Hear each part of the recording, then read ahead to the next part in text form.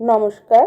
আজকের গল্প, যে নদী যত গভীর তার প্রকাশ তত কম। প্রায় 15 বছর পর হঠাৎ একদিন হোটেলের লবিতে দেখা হয়ে গেল আমার এক পুরনো বন্ধুর সাথে। শৈশবের সেই মৃদুভাষী ভদ্র শান্ত ছেলেটি, যে খুব সাধারণ জীবনযাপন করত, আজও সেই আগের মতোই রয়ে গেছে। চেহারায় বিনয়ের ছাপ, পরনে সাধারণ পোশাক, চালচলনে নেই কোনো বাহুল্য। কুশল বিনিময়ের পর আমি বললাম, চলো তোমাকে আমার গাড়িতে করে বাড়ি পৌঁছে দিই। আসলে বন্ধুকে গাড়িতে তুলতে চাওয়ার পেছনে আমার একটা গোপন উদ্দেশ্য ছিল। আমার দামি মার্সিডিজ গাড়িটা ওকে দেখানো। বন্ধু দেখুক আমি কত সফল, কত বড় লোক হয়েছি। কিন্তু সে বিনয়ের সাথে জানালো, না না, থাক, আমি আমার গাড়িতেই চলে যাব। পার্কিং লটে দুজন পাশাপাশি হেঁটে এলাম। বন্ধুর গাড়িটা একেবারেই সাধারণ। মনে মনে হাসলাম, ওহো, এখনো এমন পুরনো মডেলের গাড়ি চালায়। সপ্তাহখানেক পরে ওকে ডিনারে আমন্ত্রণ জানালাম। ও পরিবার সহ এলো, ওর স্ত্রী, 2 সন্তান। সবাই এতটাই নম্র আর মার্জিত যে দেখে অবাক হলাম। সাজ পোশাকে কোনো আড়ম্বর নেই, কিন্তু একটা প্রশান্তি, একটা শান্ত সৌন্দর্য লেগে আছে চোখে মুখে। সেই রাতে কথার ফাঁকে ফাঁকে আমি বন্ধুকে বুঝিয়ে দিলাম, আমার অভিজাত জীবন, দামি গাড়ি বাড়ি আসবাবপত্র, আমার লাক্সারিয়াস লাইফস্টাইল, অফিসের বিদেশ ভ্রমণ, লেটেস্ট ট্রেন্ড আর ফ্যাশনের প্রতি ঝোঁক, কত হাই ক্লাস লোকজনের সঙ্গে যোগাযোগ।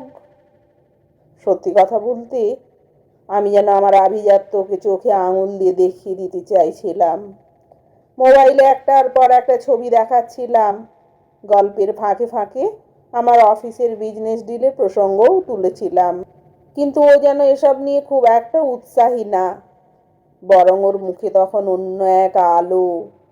শৈশবের স্কুল, পুরনো বন্ধু, প্রিয় স্যারদের কথা, কতদিনকার খোঁজ নেওয়া হয় না, কতজন এখন আর বেঁচে নেই, এসব মনে করে ওর চোখের কোণে একটুখানি অশ্রুও দেখা গেল।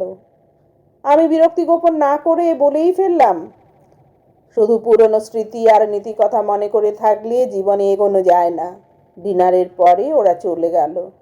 আমি ভাবলাম, এবার নিশ্চয়ই ও বুঝতে পারলো কে কত দূর এগিয়েছে। কয়েক সপ্তাহ পর ফোন এলো বন্ধুর কাছ থেকে। বলল, আগামীকাল দুপুরে ফ্রি আছো? সবাই মিলে আমার বাড়িতে বেড়াতে এসো। সেদিন আমার স্ত্রী আমার বাল্য বন্ধুটির ওপর বেশ বিরক্ত হয়েছিল। ওকে তাই অনেকটা জোর করে রাজি করিয়ে গেলাম বন্ধুর বাড়ি। গিয়ে দেখি সব কিছু গোছানো পরিপাটি, কিন্তু একদম সাধারণ। দামি আসবাব নেই, ঝকমকে কিচ্ছু নেই, তবু কি যে শান্ত আর আপন একটা পরিবেশ, যেন একটা মমতার ঘ্রাণ চারপাশে ভেসে বেড়াচ্ছে। টেবিলের ওপর চোখ পড়তেই দেখি আমার কোম্পানির পাঠানো একটা সুন্দর গিফট বক্স। আমি বিস্মিত হয়ে বললাম, এই কোম্পানিতে তো আমি চাকরি করি, তুই এটা কোথায় পেলি?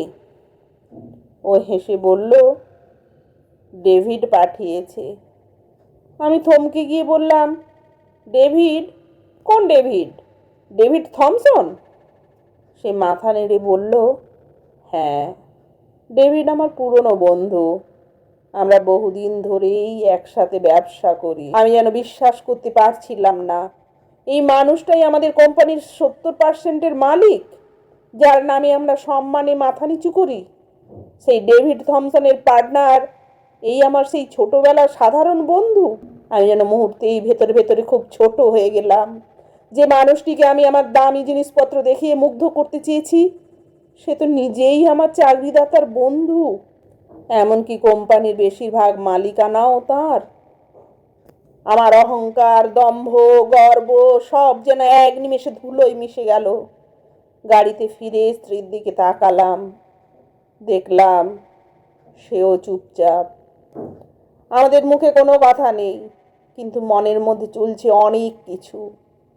হঠাৎ মনে পড়ল আমাদের স্কুলের সেই প্রিয় স্যার বলতেন, যে নদী যত গভীর তার বয়ে চলার শব্দ তত কম। আজ মর্মে মর্মে উপলব্ধি করলাম কথাটার মানে। যাদের হৃদয়, মানসিকতা আর আত্মবিশ্বাস গভীর, তারা কখনো বড় বড় কথা বলে না, বাহারি জিনিস দেখিয়ে বড় হওয়ার চেষ্টা করে না। তারা নীরবে বয়ে চলে, কিন্তু তাদের গভীরতায় সত্যিকারের আভিজাত্য প্রকাশ পায়।